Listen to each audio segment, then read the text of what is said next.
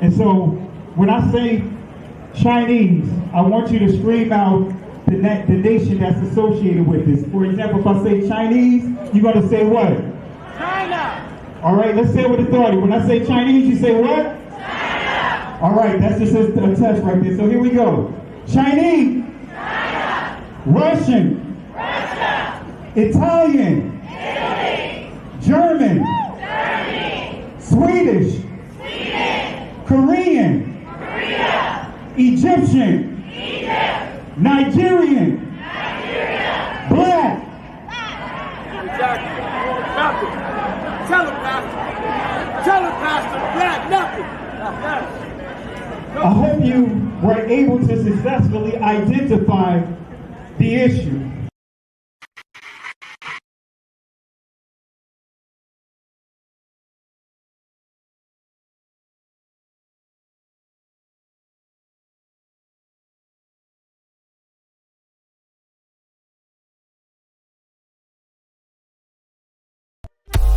The lion won't sleep tonight,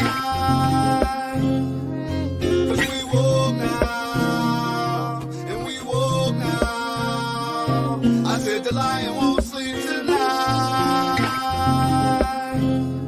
'cause we woke now, and we woke now. They want us to sell our souls to barter profit, like God's property. It's hard to market, so we steady to aim, keep your eyes on target. 'Cause when you got to drive, yeah, they'd rather you park it. But I don't valet, you ain't getting these keys. I'm keeping closed hands, I'm on bended knee. I'm just a reflection, dealing with 8 sections. Art mixed with life, you can feel the convection. Your lion won't sleep tonight,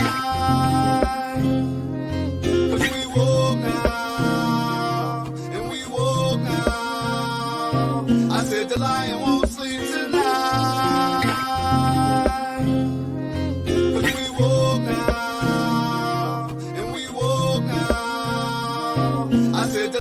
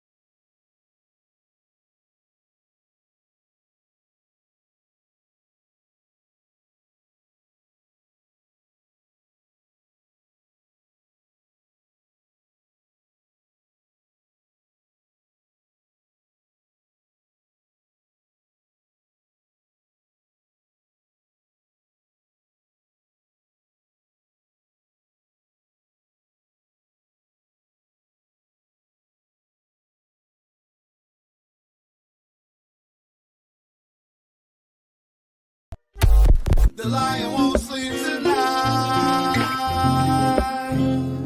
'Cause we woke now, and we woke now. I said the lion won't sleep tonight. 'Cause we woke now, and we woke now. They want us to sell our souls to barter profit. Like God's property, it's hard to market. So we steady to aim, keep your eyes on target. Cause when you got to drive, yeah, they'd rather you park it. But I don't valet, you ain't getting these keys. I'm keeping closed hands, I'm on bended knee. I'm just a reflection, dealing with 8 sections. Art mixed with life, you can feel the convection. Your lion won't sleep tonight. 'Cause we woke now, and we woke now. I said the lion won't sleep tonight. 'Cause we woke now, and we woke now. I said I want you to hear this. I want you to really understand my major contention, and it's not a contention, is that the consensus of biblical scholars are now of the opinion, they are now saying, after looking for evidence of the Exodus, looking for the internal integrity of the book of Exodus itself, and even looking for archaeological evidence, have found nothing. And so as they are at this point, it has probably been about 30 years now where biblical scholars have said, they don't say the Exodus is irrelevant. Nobody is saying that. I'm not saying that. But what they are saying is that it is not a historical event. Did you hear what I said? That the Exodus is not an historical event.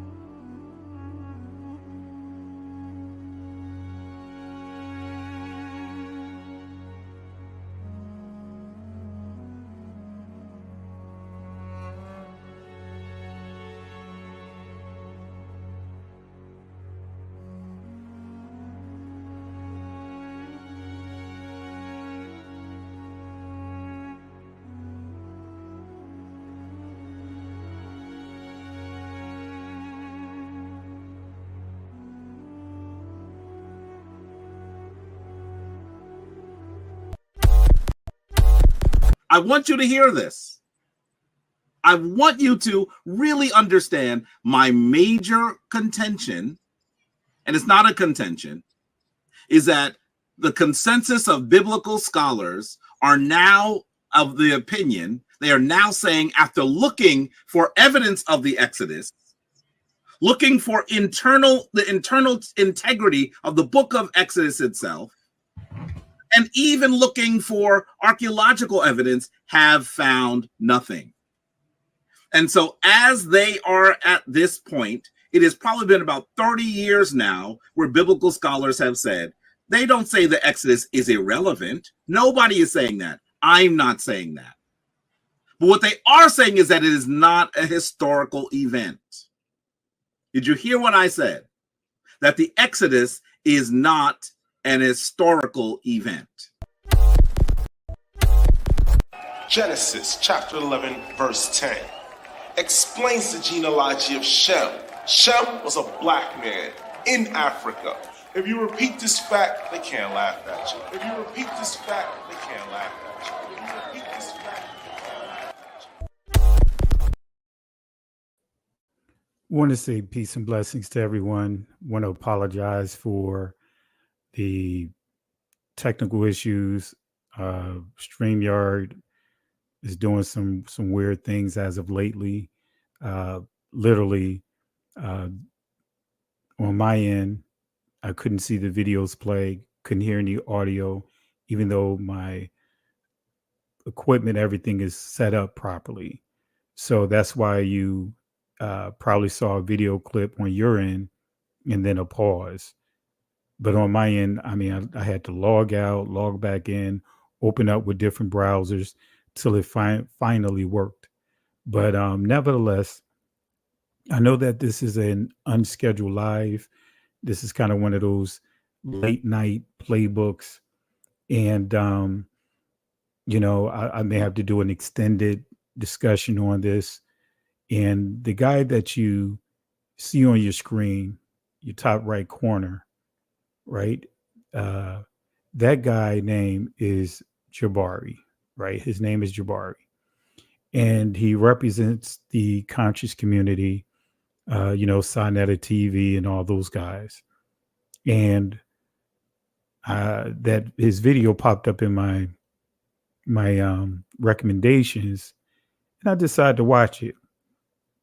And what you heard was a clip of him stating that the Exodus never happened. That ultimately stating that the scriptures are allegories and myths and all those things, as you just heard. And I mean, his argument, and like many arguments that want to teach against the scriptures, they want to go into the general consensus, right? There was other things he said. I didn't have a chance to put it up in here for the sake of time, but I decided to do a last minute live. And like I said, I'll do another one to extend the live, to extend the information. He said that there's no proof that an Exodus happened. There was no proof of any plagues in that ever occurred. There's no recording of any of the plagues. He said a lot. I mean, it's just, again, the arguments that he presented, in a nutshell, was pretty much the stuff we hear a lot. The stuff we hear a lot. And that argument is that there were no Exodus, there is no such thing, or there's no historical ancient Israel. Moses didn't exist. Abraham didn't exist. The typical things that we hear. And guys, you already know I've shared a number of resources. But he said a lot. But just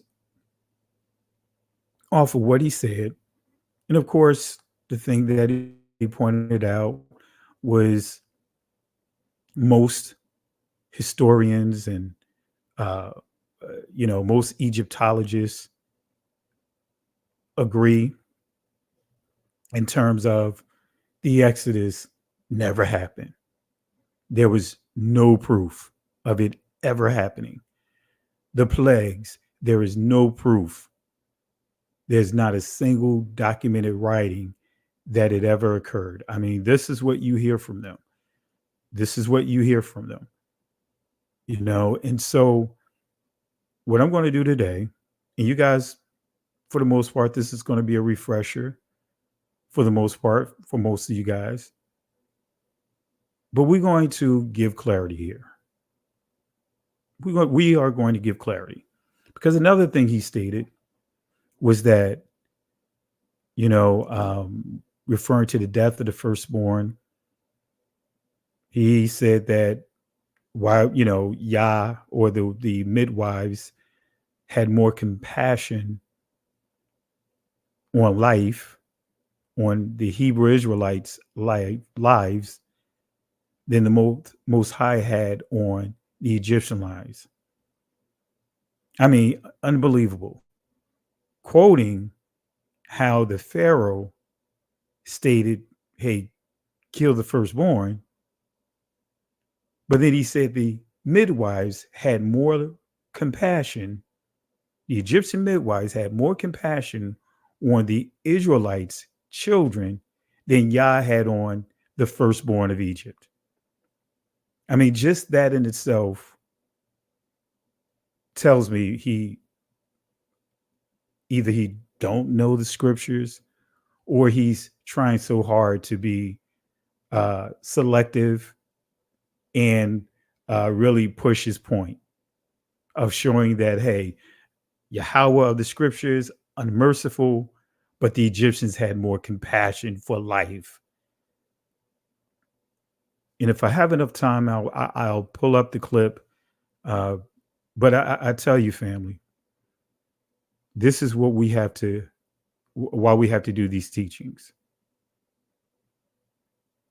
This is why we have to do these teachings, to make sure that you guys are able to articulate, you guys have sources.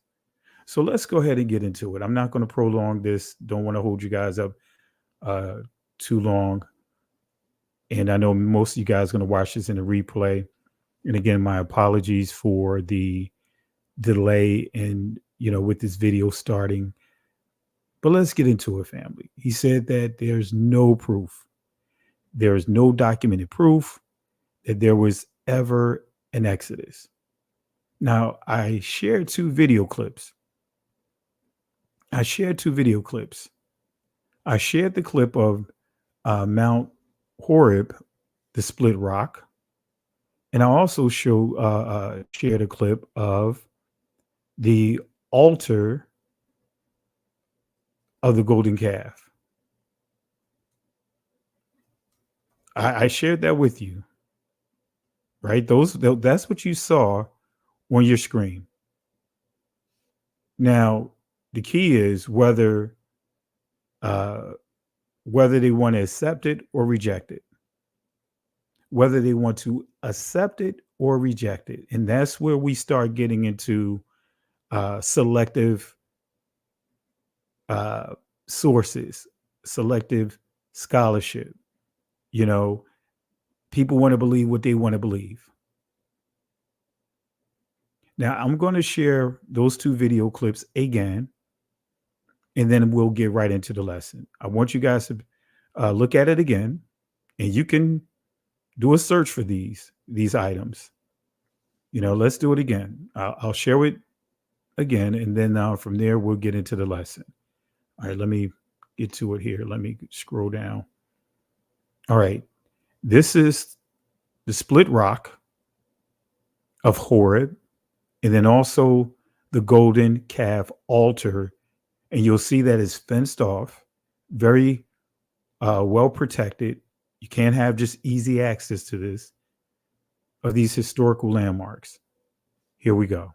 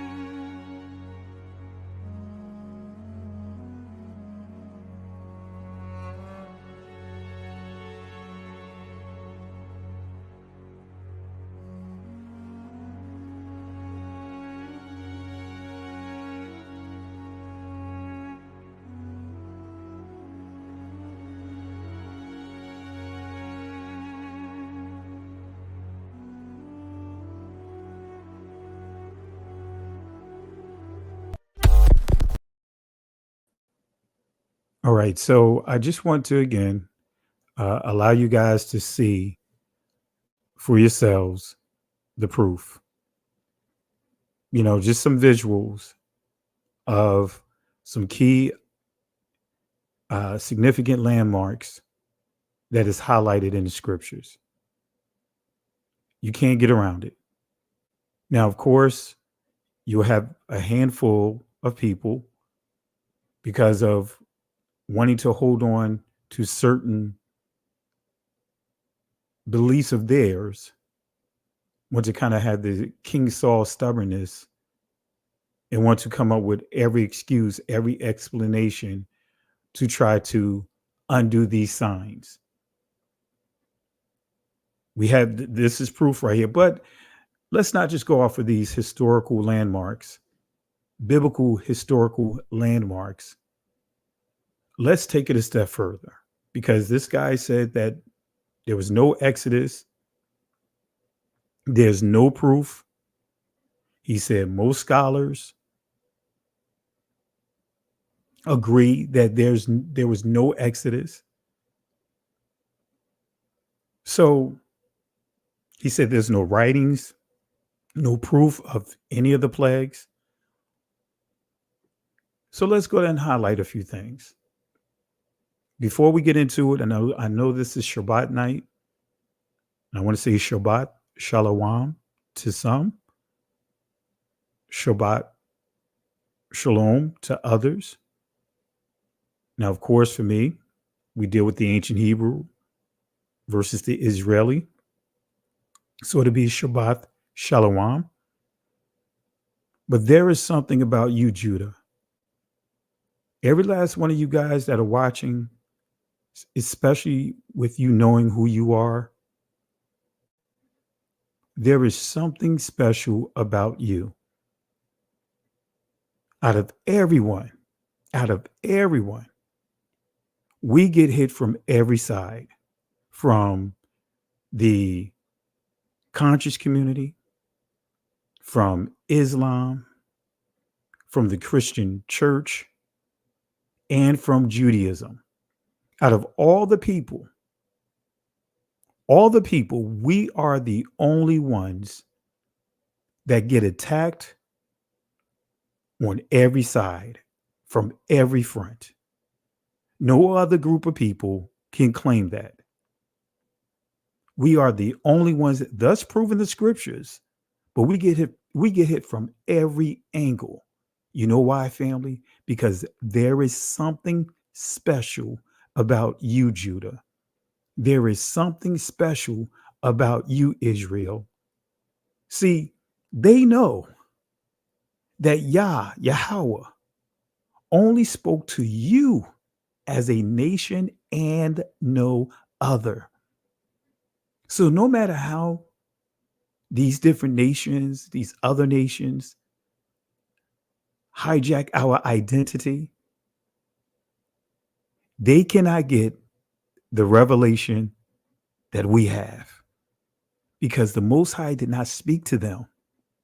He didn't speak to the Roman Catholic Church. He didn't speak to the Christian church.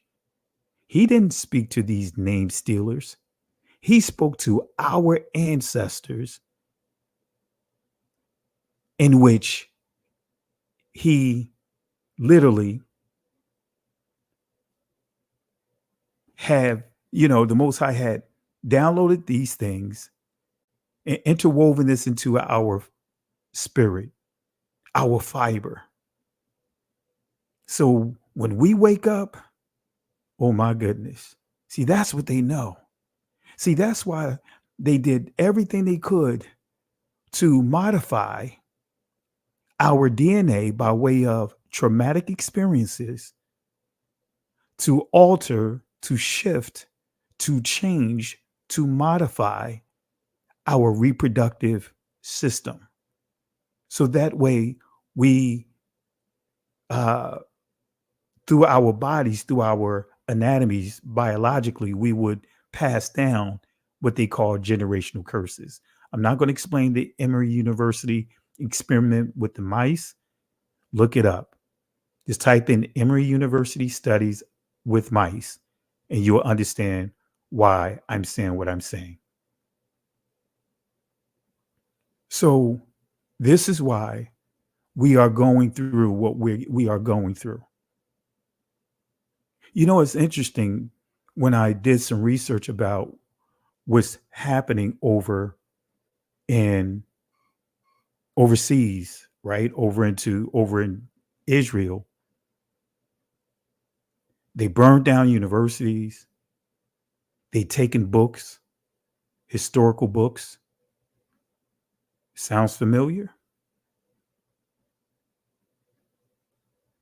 I'm going to say this to Love's soldier. We are already humble.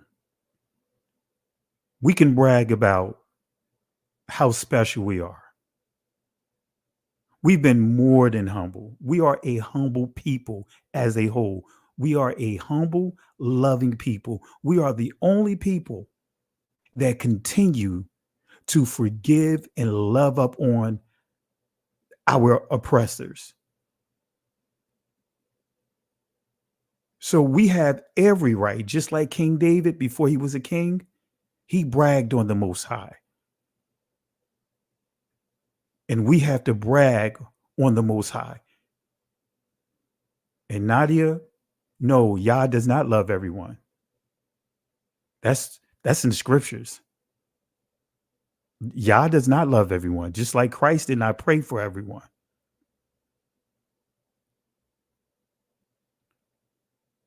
And I encourage you to study the scriptures. Christ made it clear that he only prayed for those that belong to him. Likewise, with Yah, I can tell you, starting with Esau, I can tell you the son of perdition. So nevertheless, let's go ahead and leave that alone. But let's get into this. But I wanted to start this off by saying to you, Israel, the true Israel, to you, the true Judah, there is something special about you. Salvation is not the same as it is for the other nations. The true Israel, the true Judah, the true Israel are the ones that lost everything. Christ said he was not sent for any other nation but the Israelites. Redemption is different for the blood descendants of Israel. All right. Let me moderators, you guys know what to do. Pay attention to the chat. All right. Pay attention to the chat. All right. And if anyone start posting stuff out in left field, you guys already know what to do. All right. But anyway, family. Anyway. And I'll say this, it's not the tribe of Dan. The tribe of Dan is not the son of perdition. I encourage you guys to watch the lesson I did on the son of perdition. So please don't post any guesses and things out in left field. Watch the videos and I give you scripture by scripture, historical information by historical information, identifying who is the son of perdition. All right. But anyway, family, I'll say this again to you, Judah. There is something special about you, Judah. There's something special about you, Israel. So again, Yahweh only spoke to you, to us as a nation and no other. This is coming from Amos chapter 3, starting at verse 1. This confirms it. Hear this word that Yahweh hath spoken against you, O children of Israel, against the family, the whole family, which I brought up from the land of Egypt, saying, you only have I known of all the families of the earth. Therefore, I will punish you for all your iniquities. Can two walk together except they be agreed? But notice what it says again, verse 2. You only have I known. And in Psalms, it says he only talked to Israel. Only you, it says you only have I known of all the families of the earth. So therefore, I will punish you for all your iniquities. In other words, bending, twisting the law, statutes, and commandments. That's what iniquity means. Distorting, bending, twisting, because we are his chosen people. We are his called out people to be the light to the other nations. So of course, he's going to hold us to the fire when we bend and twist his law, statutes, and commandments. All right. So there's something special about you, Judah. And again, Yahweh only spoke to you as a nation, no other. This is coming from the 147th book of Psalms. I made reference to this starting at verse 19. Notice what it says. He shewed his word unto Jacob, Ya'quab, his statutes and his judgments unto Israel. He hath not dealt so with any nation. And as for his judgments, they have not known them.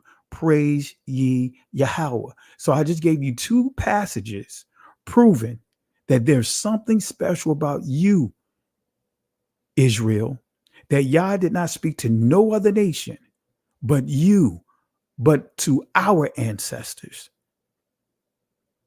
That's something that every time you look in the mirror, you should be giving the Most High praise.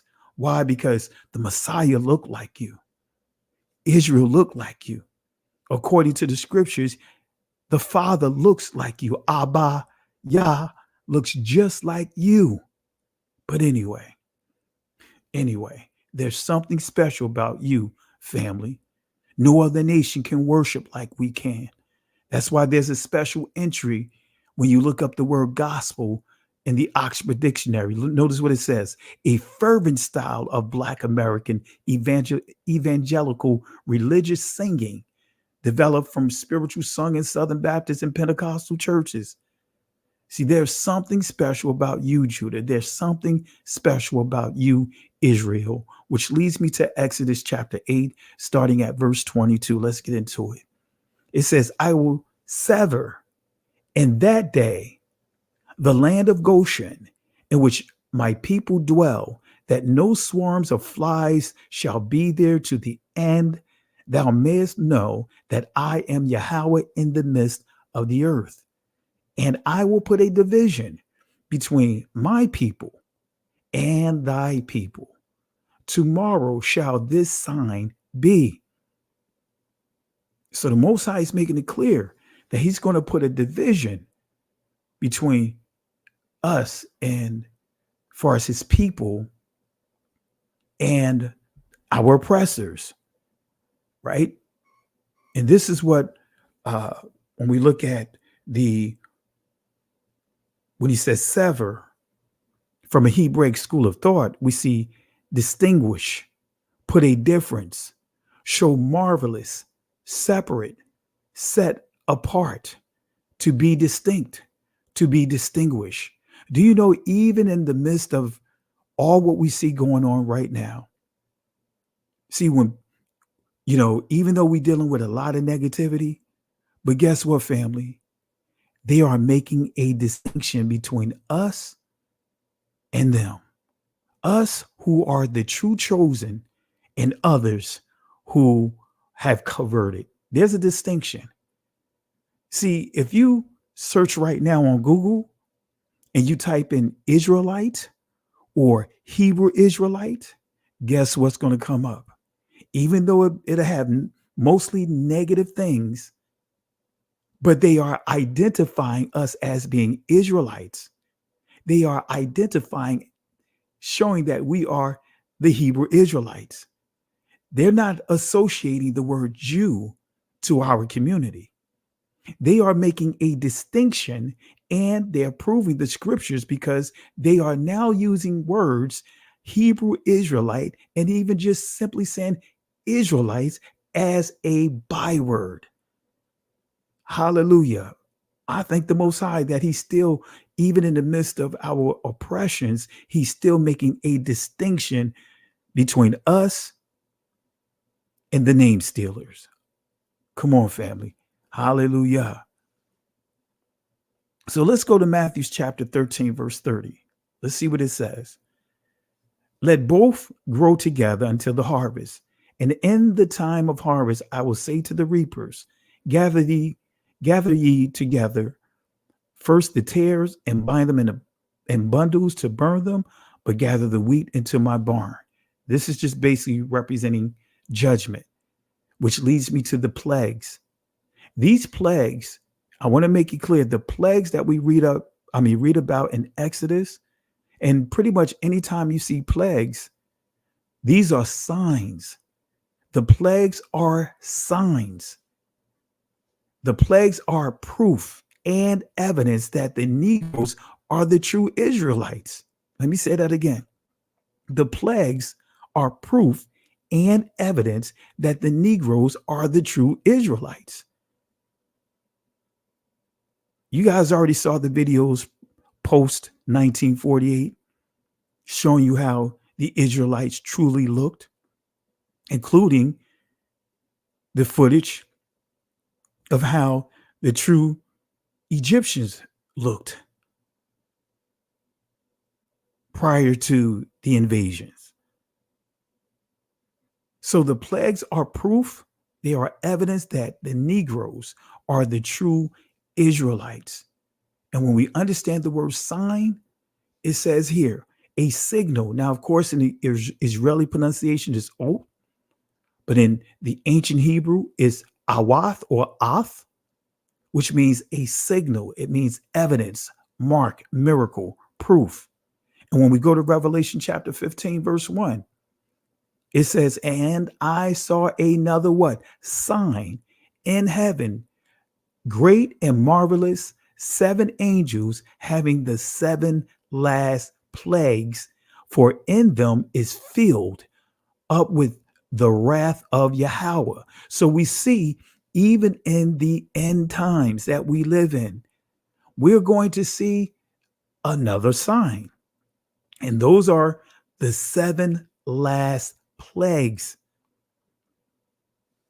They may refer to them as an epidemic. Similar to what we had experienced when we dealt with the lockdown that we just came out of less than a year ago.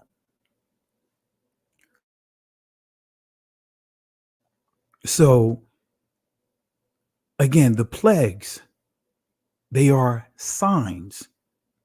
And the Most High, like he did, as I read earlier with the Egyptians, he's going to use this as a tool to separate his people from those that are not his.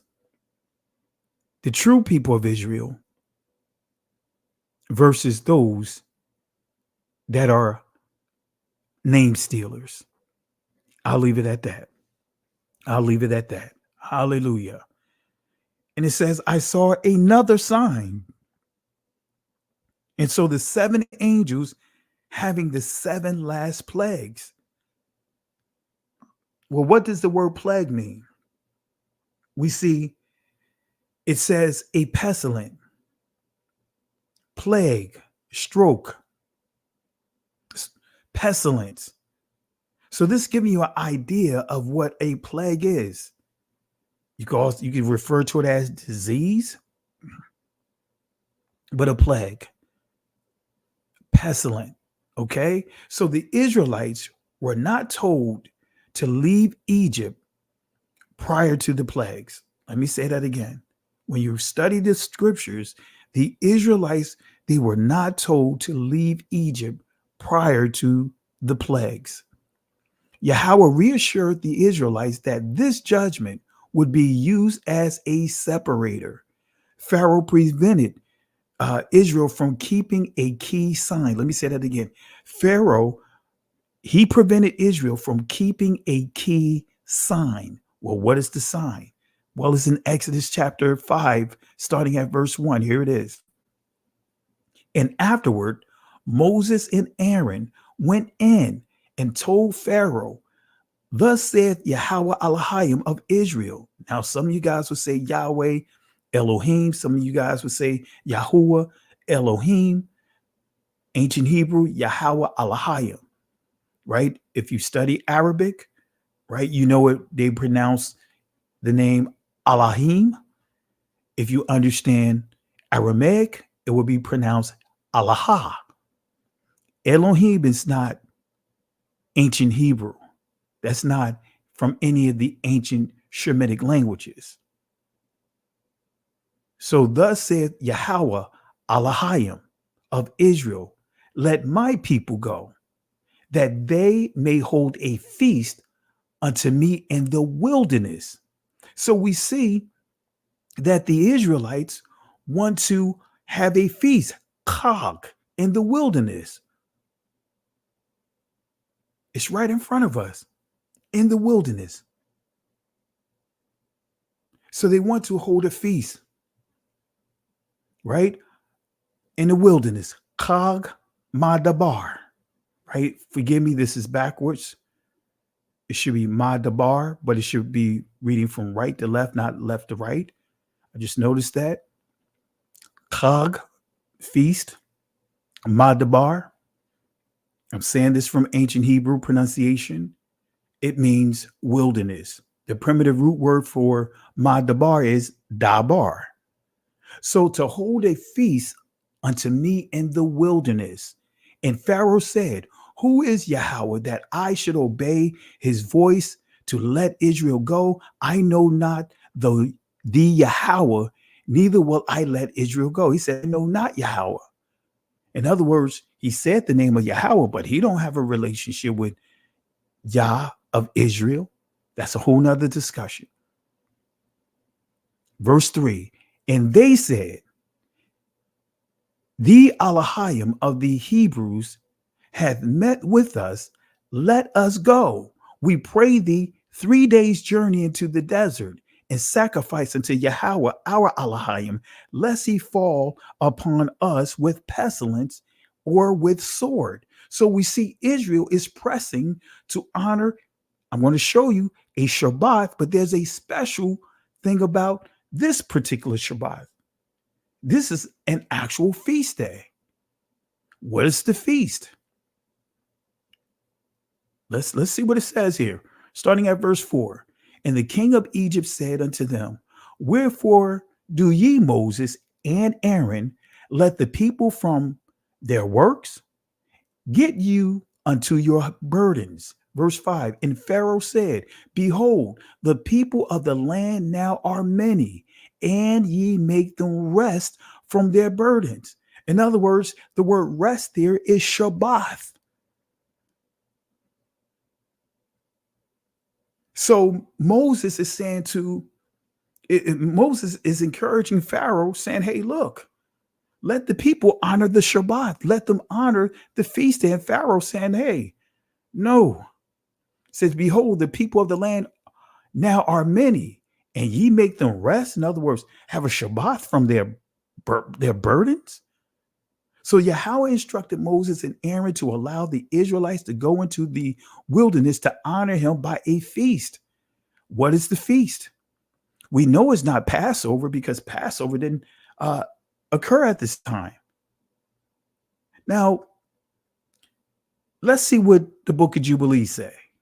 Now, you guys already know I don't roll with the book of Jubilees, but I found it interesting that in the book of Jubilees says something about a particular feast day.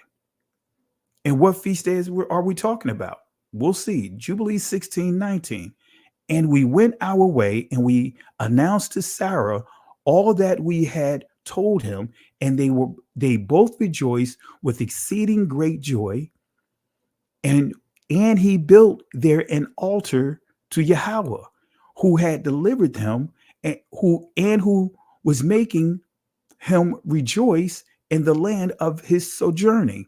And he celebrated a festival of joy in the mouth, in this month, 7 days near the altar which he had built at the well.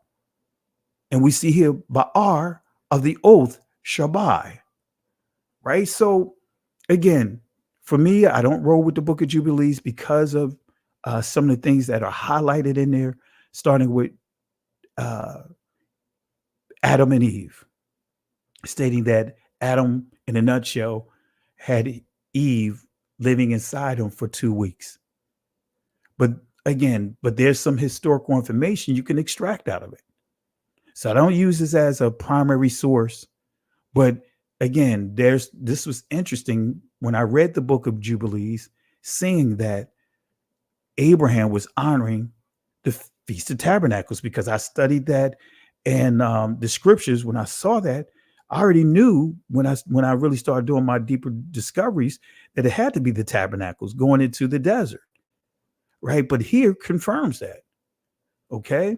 And it says, and he built booths for himself and for his servants on this festival, and he was the first to celebrate the feast, Chag of Tabernacles, Sakath or Sakawath. Some would say Sakath or Sakoth, but I'm just saying in the ancient Hebrew, Sakawath or Sakwath on the earth. So Pharaoh made every effort to keep Israel from honoring the Feast of Tabernacle. And again, all the feast days are Shabbats. And when we go to Exodus chapter 31, verse 13, just to confirm this real quick, speak thou also unto the children of Israel, saying, verily, my Shabbats ye shall keep, for it is a sign. So we see that the Shabbat, when you read the scriptures, it's plural, right? And it says, my Shabbat. So this is not just referring to the seventh day Shabbat, but this is also referring to the feast days. It says, ye shall keep Shamar, which means also execute. For it is a sign, awath, between me and you throughout your generations, that ye may know that I am Yahweh that doeth sanctify you. Ye shall keep the Shabbat, therefore, for it is holy unto you. Everyone that defileth shall surely be put to death. For whosoever doeth any work therein, that soul shall be cut off from among his people. 6 days, given instructions, 6 days may work be done. Now, this is dealing with the 7th day Shabbat, right? 6 days work may be done, but in the 7th is Shabbat rest, holy to Yahweh. Whosoever doeth any work in this Shabbat day, he shall surely be put to death. Verse 16, wherefore the children of Israel shall keep the Shabbat, to observe the Shabbat throughout their generations for a perpetual covenant. In other words, a perpetual agreement. It is a sign between me and the children of Israel forever. For in 6 days Yahweh made heaven and earth, and on the 7th day he rested and was refreshed. Now, where do we see in the not so-called, they call it what it is, the 42 negative confessions, because many will say this comes out of, the 10 commandments come out of the 42 negative confessions, even though the commandments was in existence well before that. But go off that argument saying that it comes out of the pyramid book, right?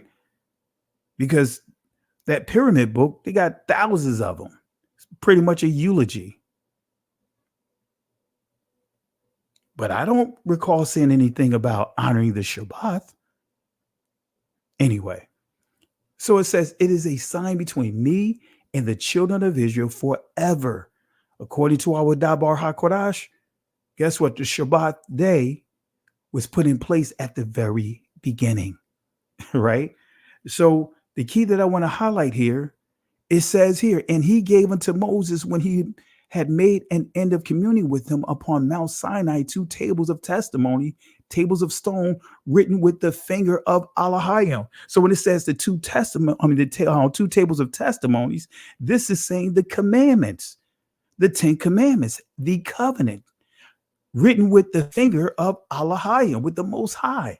So how can we disregard them? How can we disregard the 10 commandments? Because those commandments are the words of the covenant. That's the testimony. So my Shabbats ye shall keep, for it is a sign between me and you throughout your generations.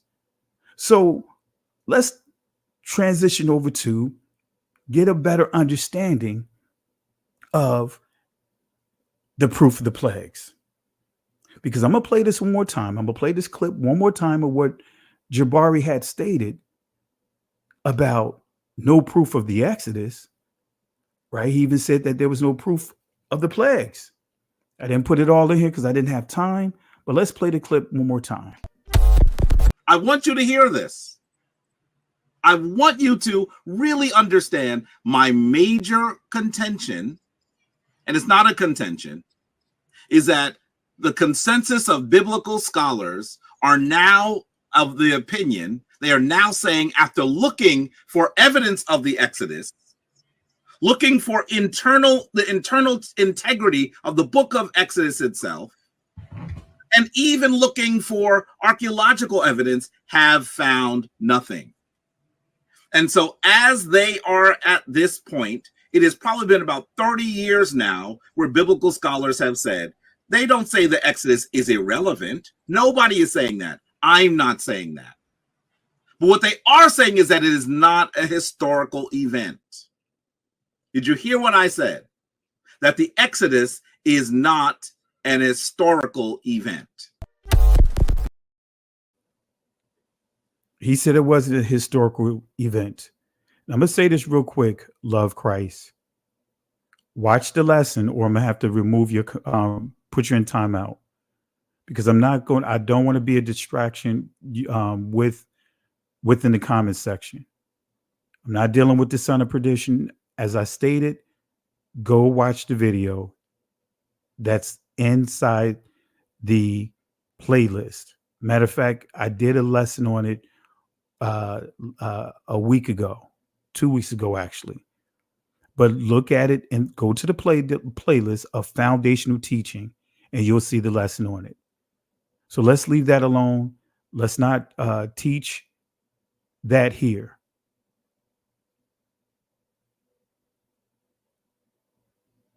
So I'll say it again. Dan is not the son of perdition. He's an Israelite. Learn the difference between the Antichrist and the son of perdition. With that being said, I'll leave that alone, and I'm going to remove this comment here. Go watch the lessons, and I gave clarity. All right. So moderators, if you see the discussion continuing on with it, remove it, because we're not trying to get into a distraction, especially that type of distraction, especially when I refer to those that are trying to have that discussion. Watch the videos that's already on this channel. Don't want that to be a distraction to those that really are trying to learn. All right. So are there any proof of the plagues?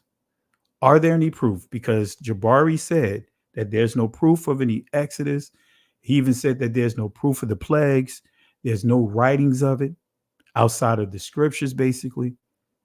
So let's deal with some of the plagues here. Let's start with the story of the Nile turning into blood. This is coming from Exodus chapter 4, verse 9. This is what it says. And it shall come to pass, if they will not believe also these two signs, neither hearken unto thy voice, that thou shalt take the water of the river and pour it upon the dry land. And the water which thou takest out of the river shall become blood upon the dry land. So again, the water which thou takest out of the river shall become blood upon the dry land. Right? So if we go to this source here, the admonitions of an Egyptian sage from a heretic Papyrus or Papyrus in Leiden by Alan H. Gardner, page 12. This is a Kemet source. I know we tend to say Egyptian, but that's not what they called themselves. They were not referring to themselves as Egyptians, during the time of Moses. It would have been Kemet or Kamat, just like we have Kamat. It would not have been Egyptian. But let's go to this source here. Let's go to this source, right? And notice what it says here. Now, we're going to see multiple plagues here that the scripture talks about. But I want you to make sure you guys, when people start pulling this nonsense out, like we heard of Jabari stating that there were no plagues, family, these are sources that will knock this down. It'll completely knock this stuff down. So let's read this particular plague. It says this. Now, I want you guys, what word do you see here in this Egyptian text? He said, there was no plagues. There's no writings of any plagues. He said that the Exodus didn't happen. But do you see a key word? I'm circling it. But what key word do you see here? The what is throughout the land? Just type it in the comment section. Just type it in the comment section what you see here that was throughout the land. If you see it, type it in. It says that there was something that is throughout the land. What is it? Type it in the comment section. All right. We're going to have some participation here tonight. Peace and blessings to Grace. Thank you for the love and support. Really appreciate it. Ya's daughter. Thank you for the love and support as well. Family, let's show some love to Grace Johnson, Miss Grace Johnson, as well as Ya's daughter. Thank you again for the love and support. All right. So let's see here. That's right. Just says, just to see plague. Negis, plague. Shout outs to you, my sister. Derek, plague. Mayim Ya, plague. Let's see here. Tezere, the plague. So you guys see it. This is not in the scriptures in terms of this. This is not the scriptures I'm quoting from. I'm quoting from an Egyptian source or a Kamat or Kemet source, Kemetic source.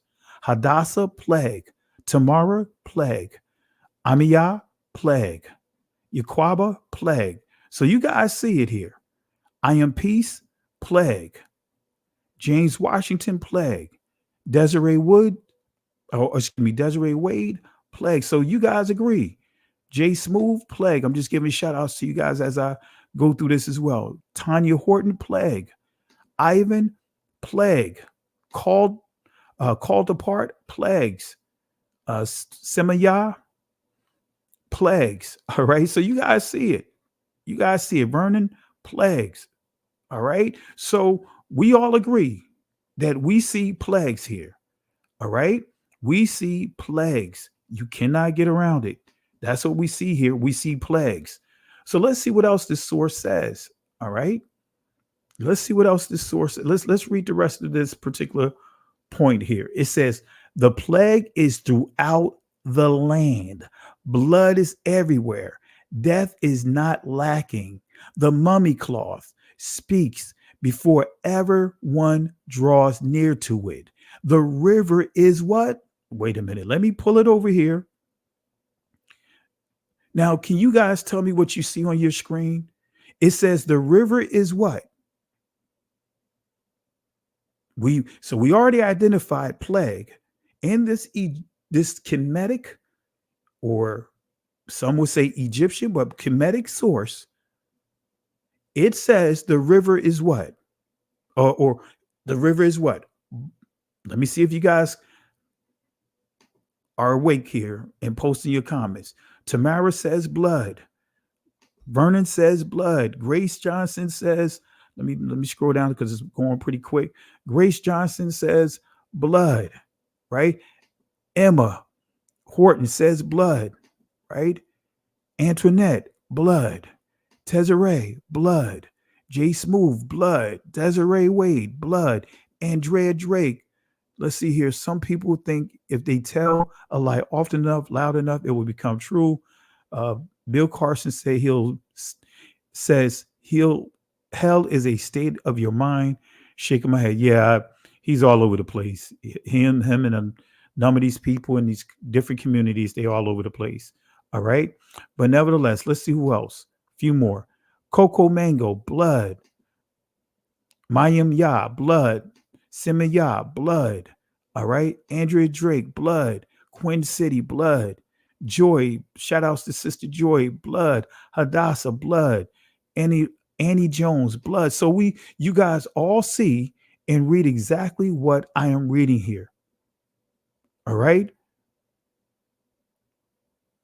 You guys see exactly what I'm reading here. Okay. So let's continue. Let me take this down here. So you guys see blood here. We see plague. This is a plague, and it's also dealing with blood. It says the plague is throughout the land. Blood is everywhere. Death is not lacking. The mummy cloth speaks before ever one draws near to it. The river is blood. Men drink of it and shrink from the taste of it. The taste of, in other words, people, right? The blood of people. Men thirst after water. Okay. Let's deal with the destruction of crops and the death of livestock. Exodus chapter 9, verse 5 says this, and Yahweh appointed a set time, saying, tomorrow Yahweh shall do this thing and the land. And Yahweh did that thing. Come on, family. Yahweh shall do that thing. And come on, family. Yah did that thing. See, the Most High gave us a promise that he's going to do that thing. But guess what? We're going to be celebrating when Yah, and we can say in the past tense, Yah did that thing.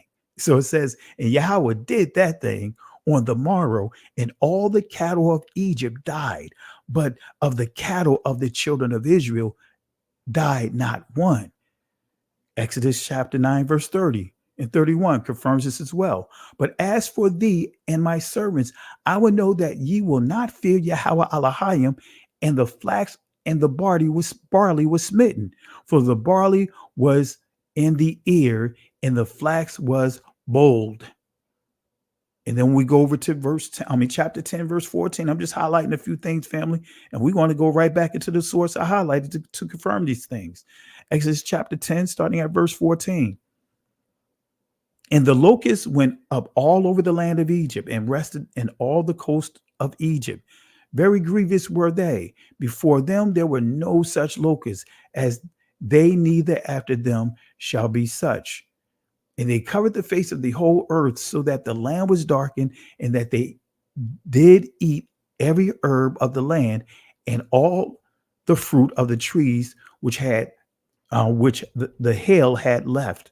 And there remained not any green thing in the trees or in the herbs of the field throughout, it says, through all the land of Egypt.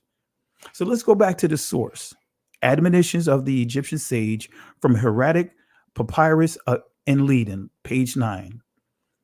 It says here, nor is this limited area immune from the disasters that have befallen Lower Egypt. The ship of the Southerners has gone adrift. The towns are destroyed. Upper Egypt has become dry waste. And that's what the plagues are describing. See, family, part of the problem is that many of these guys that try to attack, for example, the scriptures, they try to say, hey, show me some literal sources outside of the source that's going to literally say the exact same thing. No, it's not going to read the same. The Egyptians going to write it from their angle. The Israelites going to write it from their angle. But we still, just like if we were doing this in court and they were taking witnesses, the prosecutors, should I say the investigators, already know people are going to give what? Their own take on what they saw. Some may add a little embellishment to it, but they're going to give their take from the angle of which they saw. Doesn't mean that they're wrong, but we do see here the Egyptians are in their writings. We know that the river was blood, filled with blood. And we see here that it says, nor is this limited area immune from the disasters, right, plural, that have befallen Lower Egypt. The ship of the southerners has gone adrift. The towns are destroyed. Upper Egypt has become dry. In other words, waste. So Egypt was in a state of ruin. And when we go back to this source here, let's go to another portion of it here. It says another thing that I want to highlight. It says, we dealt with the grain. It says, forsooth, grain has perished on every side. Did we not read that here? People are stripped of clothes, spices, and oil. Everybody says there is none. The storehouse is ruined. So family, we're dealing with a famine here. No drinking water, nothing for the fields, no clean water to water their crops or anything. So it says the grain has perished on every side. We read about that in the scriptures.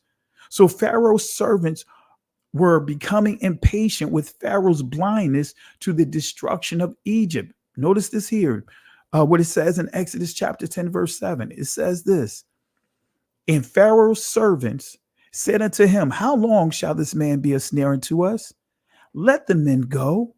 See, this is with scripture, you see that the Pharaoh servant is really trying to give advice to Pharaoh, saying, let them go.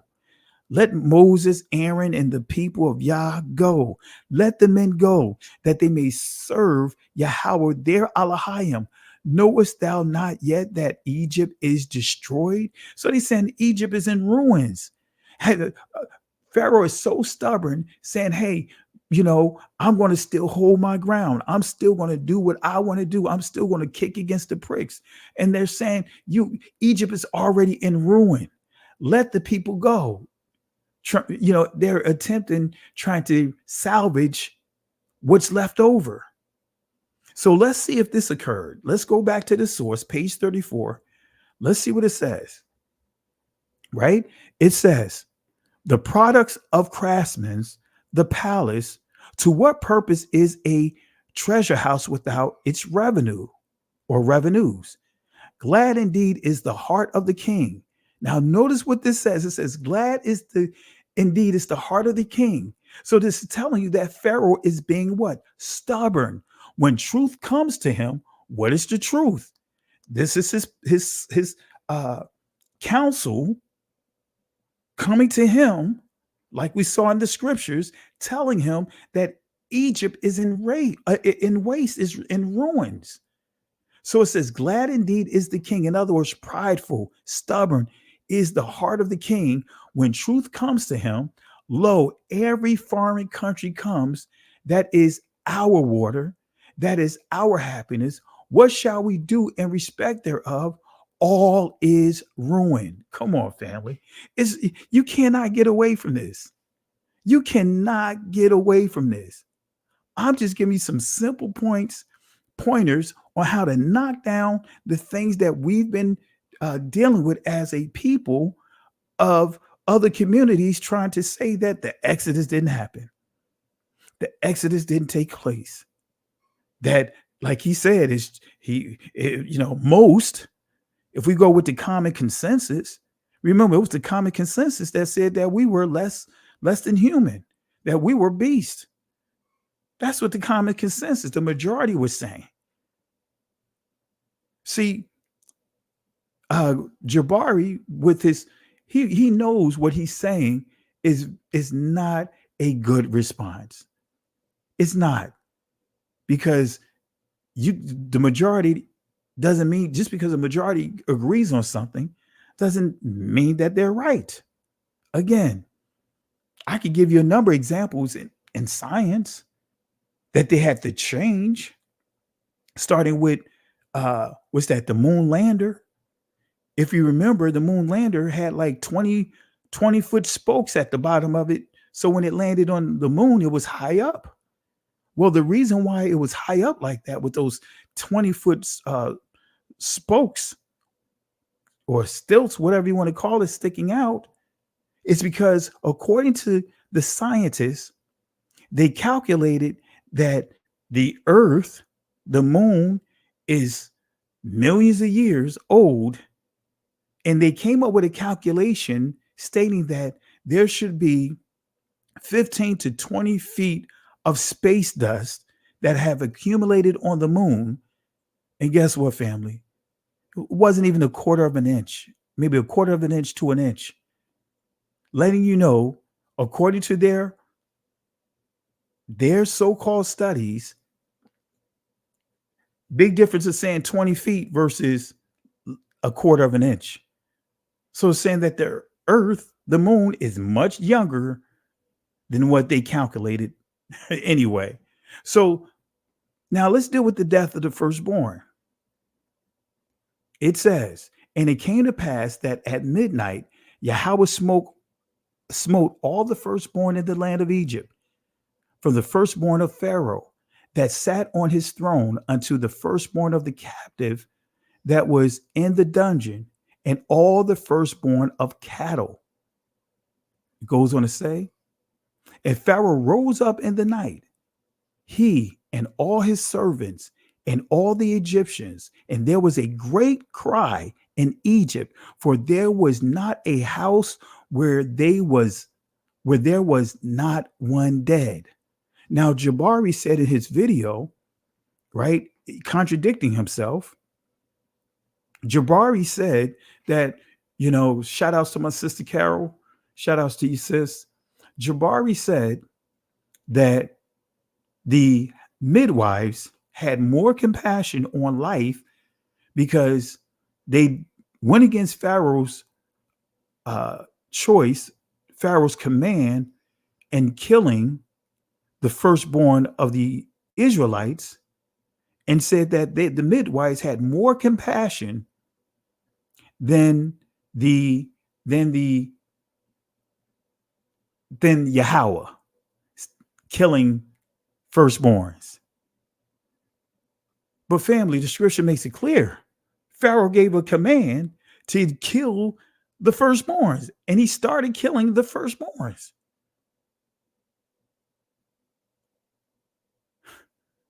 Actually, the boys that was 2 and under, basically. Anyway, want to say shout outs to my brother Apostle Curtis. Really appreciate you, my brother. All praises to the Most High. And I'm going to drop the link in the chat. If you want to jump on and say hi to the people, feel free to do so. But really appreciate you, my brother. And family, let's show some love to Apostle Curtis. And also, again, show some love to my sister Carol. I'll drop the link, Apostle, if you want to jump on and say hello to the people. Likewise, Sister Carol, I dropped the link here, but thank you for the love and support. Thank you for the contribution tonight, Apostle. Really appreciate it. Amen. So Pharaoh rose up in the night, he and all his servants. And let me give a quick shout out too, because I see another contribution. Yaquaba, thank you for the love and support as well. So family, let's show some love for Apostle Curtis. Let's show some love for Sister Carol. Let's show some love for Yaquaba, and also those that have contributed tonight. Really appreciate the love and support, and really appreciate all of you. All right. So it says here, Pharaoh rose up in the night, he and all his servants and all the Egyptians, and there was a great cry in Egypt, for there was not a house where there was not one dead. It goes on to say, let me go back to my slide. All right.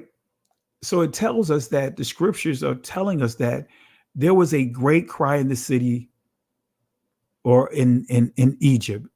There was a great cry in Kemet. There was a great cry because there was so much death that occurred. Well, can we confirm this in Egyptian text? Yes, we can. The admonitions of the Egyptian sage. Let's go right back to it. Notice what you see here. It says here, forsooth, mirth was perished and is no longer made. It is groaning that is throughout the land, mingled with lamentations. So it says groaning and what? Mourning, because that's what lamentations, mourning. It said it's throughout the land. Come on, family. Did we just confirm this? Did we not just confirm that the scripture is saying that? Let's go back here. Did we just not confirm this? We just confirmed this, family. It says here, there was a great cry in Egypt, for there was not a house where there was not one dead. So let's go back here. It says it is groaning that is throughout the land, mingled with lamentations. Why are they crying? Well, let me show you here. Let's see what the text says. It says, forsooth, the children of princes, these are leaders, are dashed against the walls. The offsprings of desire are laid out on the high ground. In other words, it's saying that the death is all through the land. These, starting with the leaders, when it says are dashed against the walls, the children of the princes are dashed against the wall. This is simply telling you that they are dead. They died a sudden death.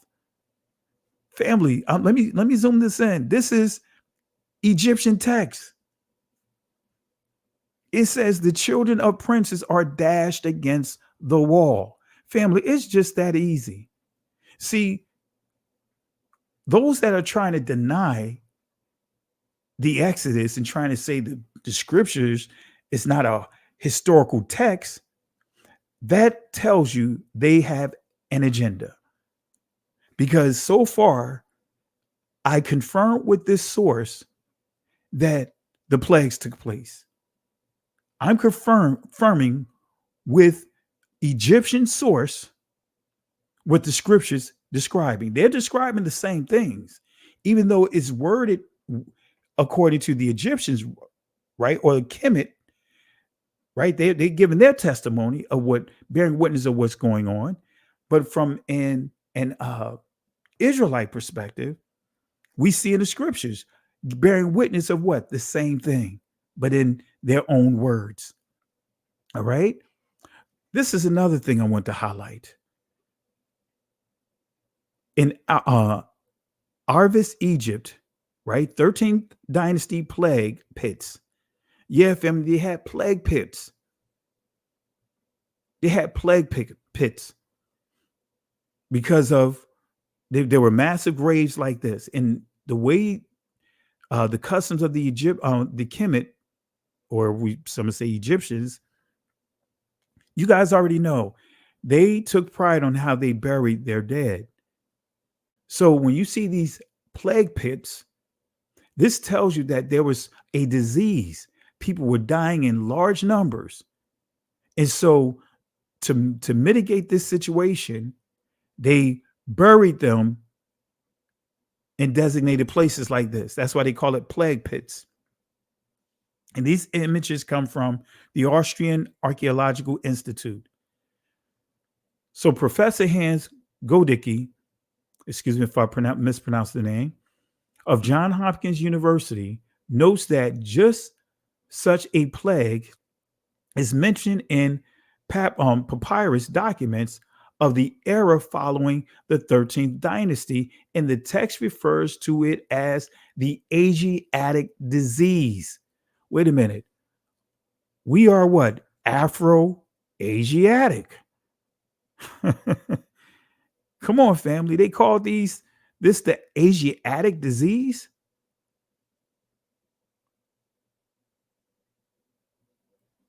See, family, this is why we have to study. We have to know our text. We have to know our heritage. We have to know our culture. So the slaves began to plunder Egypt's wealth. That's another thing I want to highlight, because we want to, reparations is a big conversation, rightfully so. But we see here slaves began to plunder Egypt's wealth. Well, let me give you some sources here. Let's go to Exodus chapter 12, starting at verse 35. Notice what it says. And the children of Israel did according to the word of Moses, and they borrowed. We know they didn't take out loans, but this is how it's translated, right? Sha'al or Shal of the Egyptian jewels of silver and jewels of gold and raiment. And Yahweh gave the people favor in the sight of the Egyptians. So they lent unto them Sha'al Wam or Shal Wam. Anyway, so they lent unto them such things as they required, and they spoiled the Egyptians. So the children of Israel did according to the word of Moses, and they borrowed. Did the Israelites take out a loan? Is that what the scripture is saying? No, family. Did the Egyptians extend a line of credit to Israel? No, family. When we look at the word borrow, let's see what it says. It says to inquire, request, demand. So Israel went and demanded reparations. They're not asking for a loan. They're demanding what's owed to them. Israel was instructed to demand, right? As instructed, Israel requested reparations from Kemet or Kamat, which is also now we call Egyptians. Let's prove it with this source. Let's go to page 48 of the same source. It says, the destruction of such lists would naturally result in slaves claiming an independence. Wait a minute. Let's zoom this in, family. Because according to many of these people within the conscious community, they don't tell you that the Egyptians have slaves. They'll tell you that slavery started with the white man. The Bible teaches slavery. Wait a minute, fam. But do you guys notice here? It says here, would naturally results in what? Who claiming and who's making claims here? Does it say hired help? Does it say workers?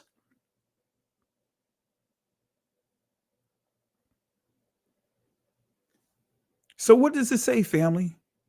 Are these workers? Are these hired help? What does this pyramid text say? It says they were what? The people were what?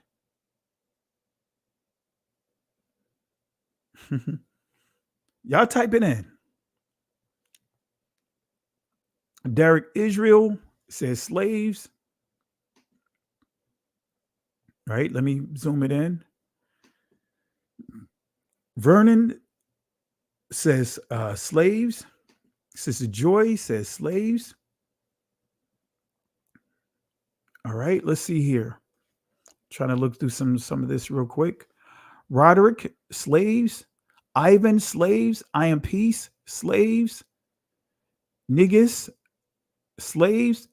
Ema, slaves. Jojo Dancer, making me think of Richard Pryor, slaves. Yaquaba, let's see what he says. Abad, yeah, which is slaves. Well, actually, that's really servants. It's a big difference, but I know what you mean. All right. Let's see here. Antoinette, slaves. The Truth, slaves. James Washington, slaves. Let's see here. Hadassah, slaves. Sister Joy, slaves. J Smooth, slaves. My sister Carol, slaves. Coco Mango, slaves. Tesery, slaves. Demona, slaves. Let's see here. Grace Johnson, again, I saw that earlier, but slaves. So we all agree. Slaves. Kedaria or Kedarian, slaves. All right, one more. Miss Esther, slaves. So we all agree it says slaves. So anyone of these people from the conscious community telling you or trying to give you the impression that slavery started with the Israelites, started with the Bible, no, family. Slavery been in existence. You had slavery, you had indentured servants, but the slavery that we were subjected to, our ancestors, was the worst type of slavery that ever existed, which was chattel slavery. Chattel, which comes from the word cattle. But they'll leave you to believe, stating that, hey, no, the Bible, it's the white man's word. It promotes slavery. No, it doesn't. But anyway, the destruction of such lists would naturally result in slaves claiming an independence to which they were not entitled. And then we go back to the source on page 31. Notice what it says. Notice what it says about what the slaves had done and what they received.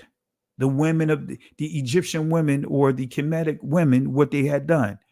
Forsooth, gold, lapis, lazuli, silver, malachite, carnelian, and bronze stone of Yebet, and are fastened on the necks of female who? Wait a minute, let me see that.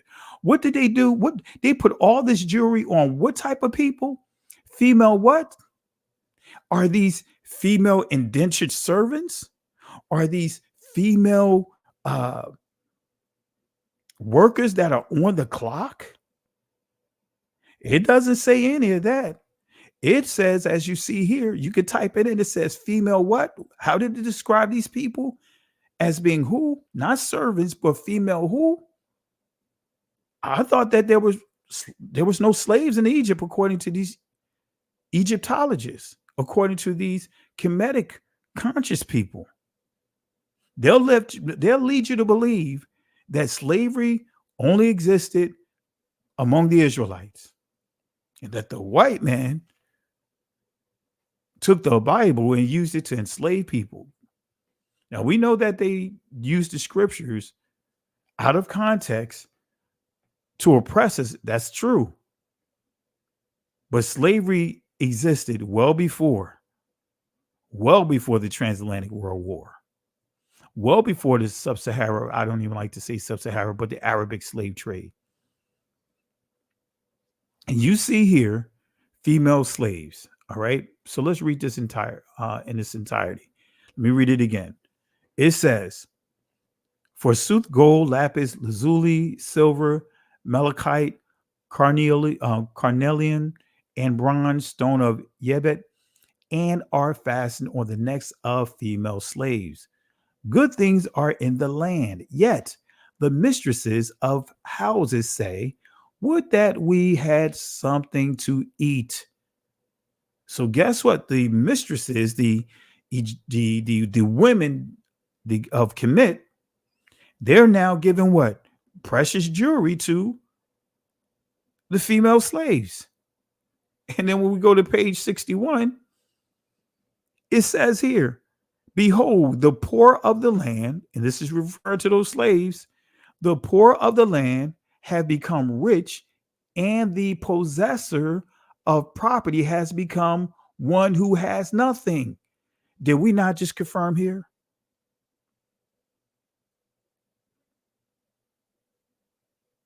Did we just not confirm this? We just confirmed it, family.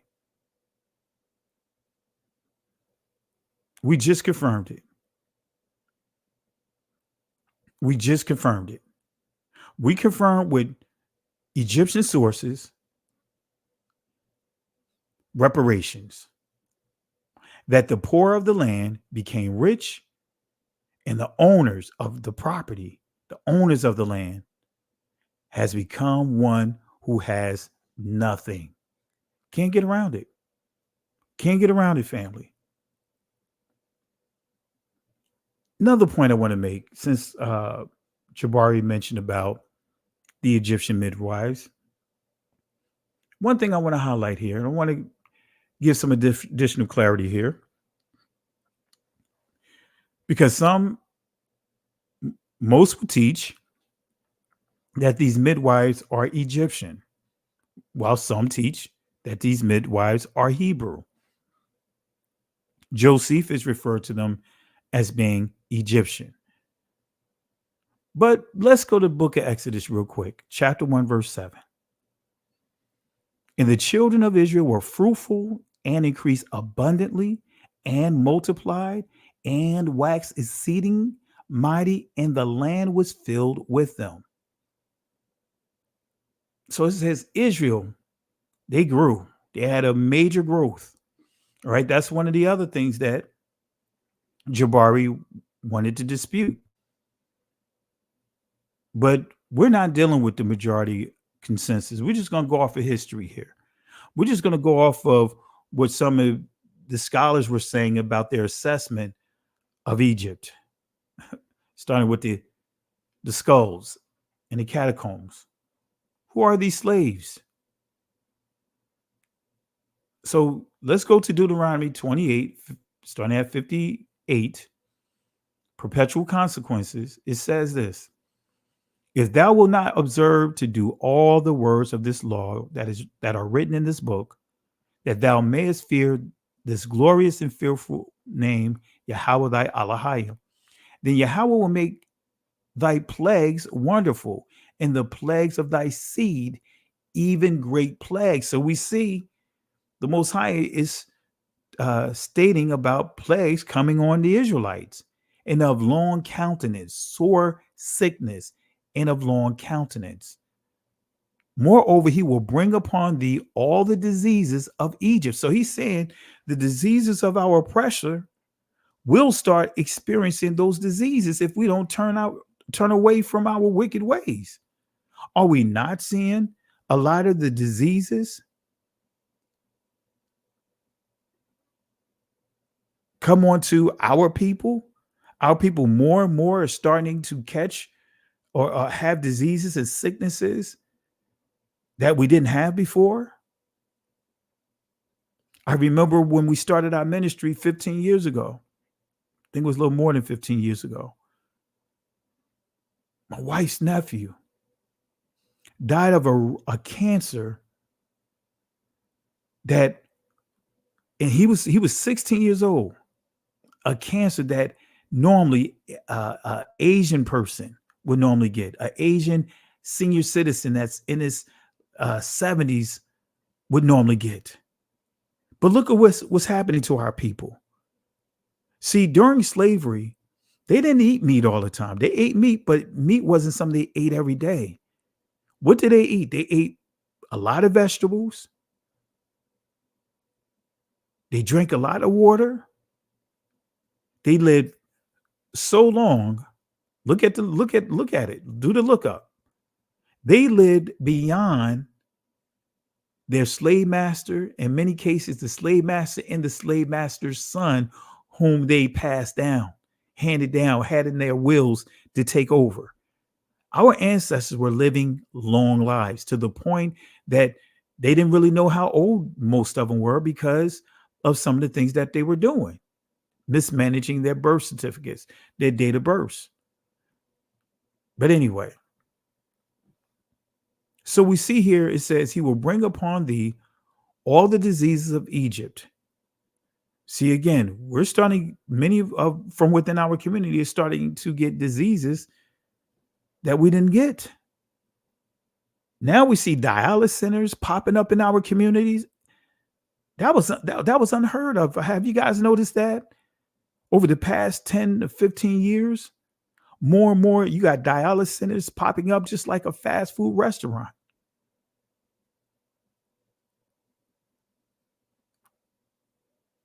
Dialysis centers are popping up like fast food restaurants.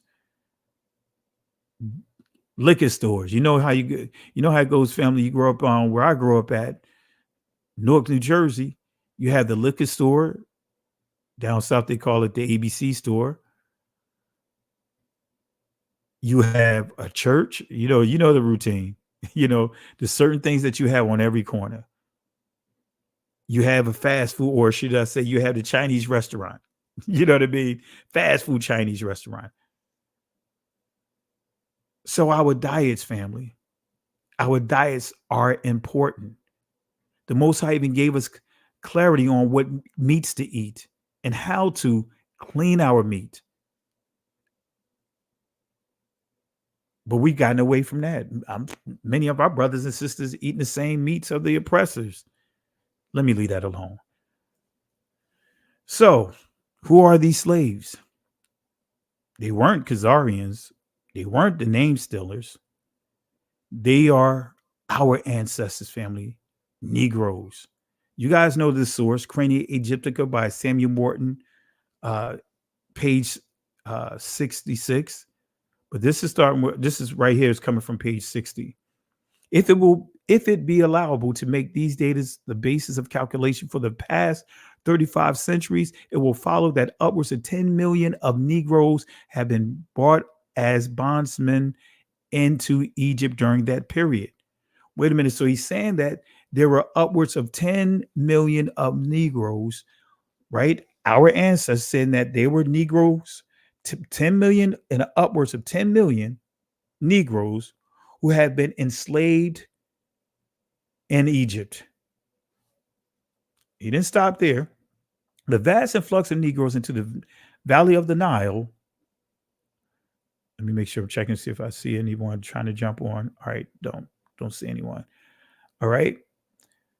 It says the vast influx of Negroes into the valley of the Nile must necessarily have left its impressions on the physical traits of the Egyptians. So this tells you Dr. Samuel George Morton viewed the Egyptians as being a Caucasian type people, white people, because he's saying that they didn't have Negroid features. That's his premise. He's a racist. But one thing he made a connection with, he was very, very good at craniums, and he used craniums to determine this. Now, today, so many have, of course, undid some of his work because of some of the his expressions and findings that was way out in left field. But one thing they never disputed, him saying that Negroid skulls, slaves, were all through Egypt. That's the one thing they never even touched. But it may be inquired, how does it happen that Negroes or their descendants should be found in the catacombs if they constitute a menial or slave caste in Egypt? All right. So it says Negroes were numerous in Egypt, but their social position in ancient times was the same that it is now, that of servants and slaves. So family, we see here that this cranium expert, based off of his assessment, said that skulls, Negroes were enslaved all throughout Egypt. And we just read in Genesis chapter 1, said that we was growing at an alarming rate. I'm not alarming rate, but a great rate. Well, yeah, alarming because Pharaoh made note of that. But we grew at an alarming rate. We grew. We was all throughout the land, starting with Goshen. So in the earlier Middle Kingdom, which is the 13th dynasty, there is evidence of Semitic settlers all across the Northeast Nile Delta. Let me say that again. In the Middle Kingdom, the 13th dynasty, that's the key dynasty, right? The sources that I'm sharing with you come from the 13th dynasty. All the sources that I just shared with you, again, that is the 13th dynasty. The problem is many are trying to focus on the 18th dynasty. It's actually the 13th dynasty they should be focusing on. There is evidence of Semitic settlements all across the Northeast Nile Delta. So understanding of the 13th dynasty is key in identifying Moses and the Exodus, using the last pharaoh of the 13th dynasty named Duty Moses. All right. So I'm just going to fast forward, family. Let me skip down because I'm getting a little tired here, and I want to make sure I covered. If not, we can go through it. I'm trying to see how much we have left. Yeah, let me skip down here, family. I want to deal with the midwives real quick.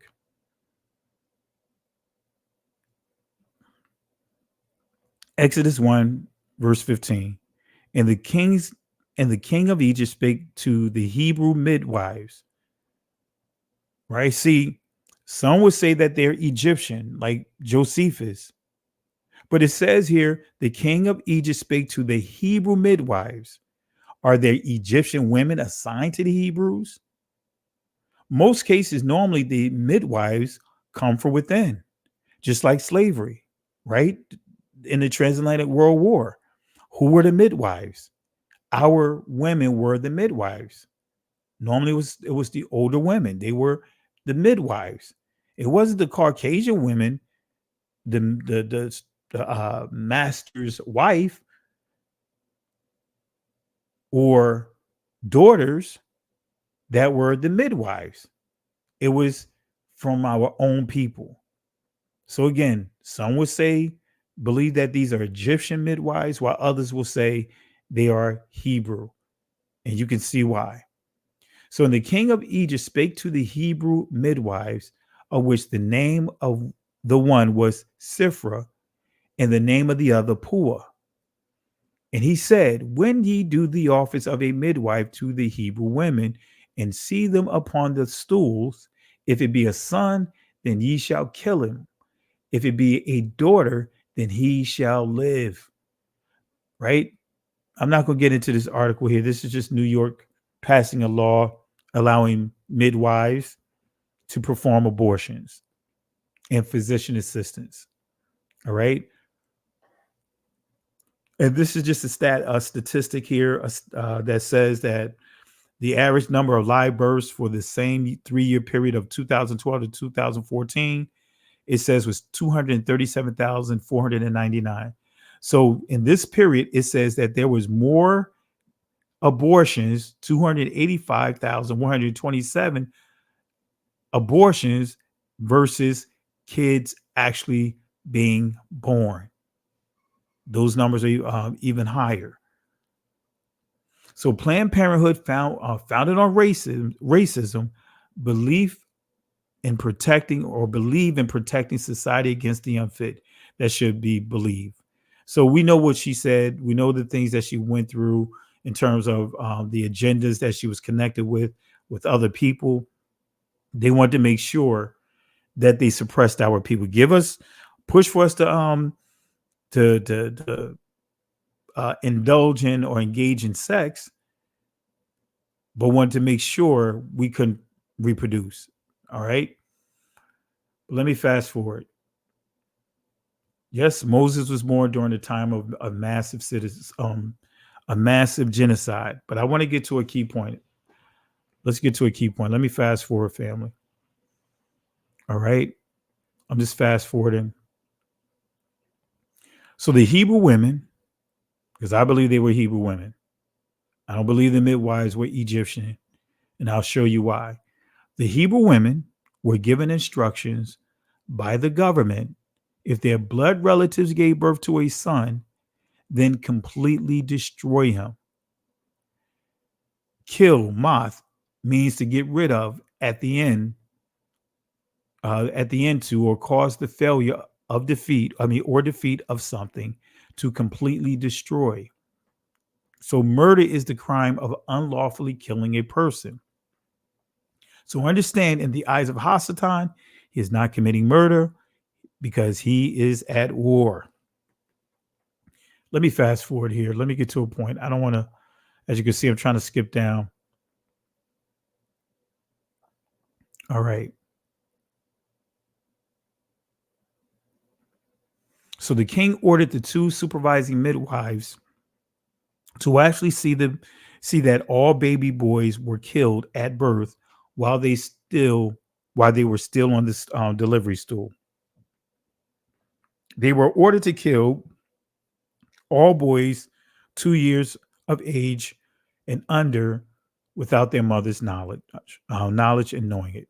The mothers were to be deceived into thinking that complications occurred during giving birth is what killed their sons. The system of enmity wants you to think that there's complications in your seed, women and men, of hope to justify abortion.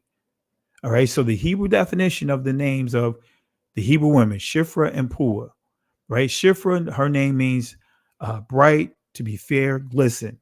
So they were very smart women, beautiful women. But let me just show you one key fact, and we'll wrap up with this. Let's go to the papyrus of the late Middle Kingdom in the Brooklyn Museum. Now, this is another source. This is based off of the 13th dynasty. So I gave you already multiple sources. Here's a third source dealing with the Middle Kingdom. Actually, I gave you 4 sources. The Afroasiatic plague, of course, the admonition papyrus. And I'm also giving you this as a source. So that's 3 sources. I thought I gave another one, but anyway, I'm going a little brain dead. But let's go ahead and deal with this here. 70% of the names that are listed in this book, right? They are Israelites. This is dealing with the 13th dynasty. So it says here, the familiar Hebrew and Aramaic stem, right? Shah Par. So this is the consonants of Sifra's name from ancient Hebrew perspective. Shah Par Ra, right? If we deal with ancient Hebrew, Shah Par Ra, almost sound like Shifra, right? If I say Sa Farah, now you see how it starts sounding similar to what is being pronounced today. Notice what it says here.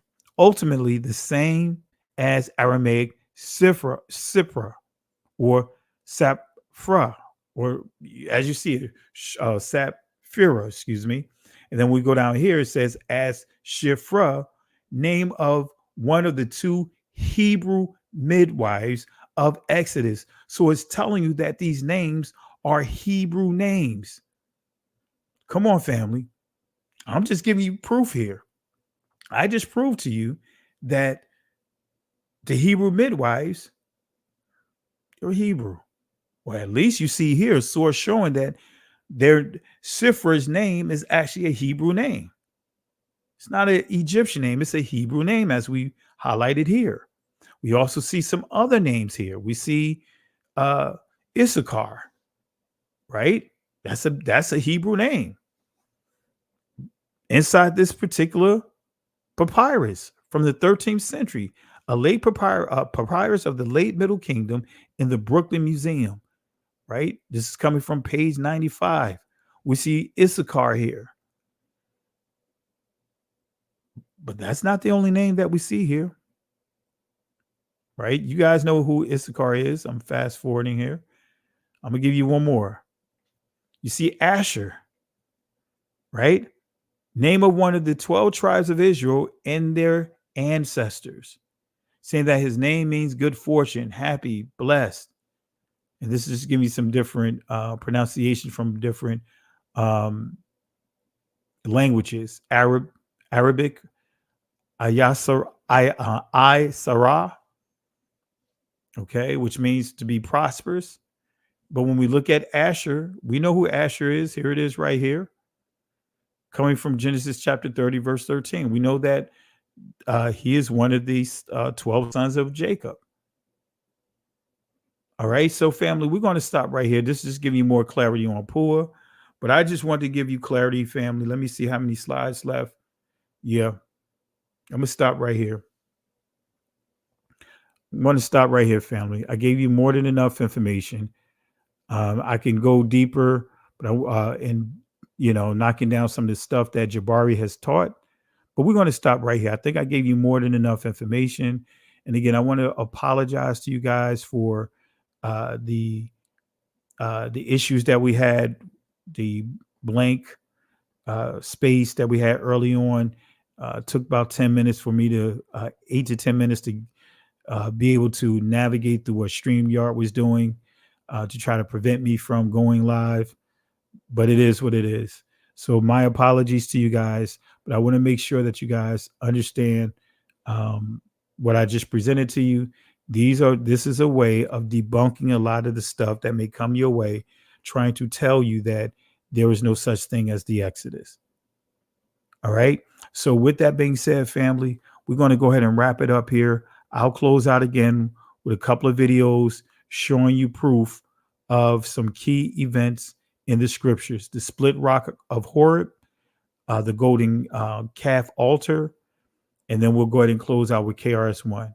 All right, family. But in the words of the Most High in Exodus chapter 14, verse 13 to 14, the words that he gave to Moses to give to the children of Israel, he said, "Fear ye not, stand still, see the salvation of Yahweh. These Egyptians that you see here today, they will never have power over you ever again. The Most High will fight for you." But here's the kicker, family. We have to hold our peace. The Hebrew word there is charash, not shalom, and others would say shalom, but not shalom, but the word charash, which means be quiet. Can't go back, can't stay here, keep moving forward. Shalom.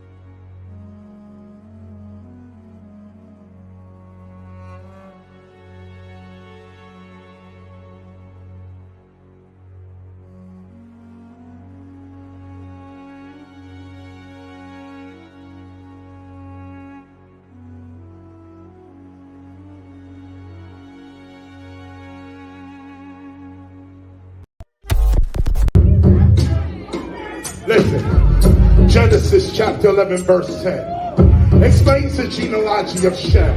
Shem was a black man in Africa. If you repeat this back, Genesis 14 verse 13, Abraham steps on the scene. Being a descendant of Shem, which is a fact, means Abraham too was black. Abraham, born in the city of a black man, called Nimrod, grandson of Ham. Ham had 4 sons. One was named Canaan. Here, let me do some explaining. Abraham, Isaac was the... Jacob had 12 sons, for real, and these were the children of Israel. According to Genesis chapter 10, these were the children of Israel. According to Genesis chapter 10, these were the children.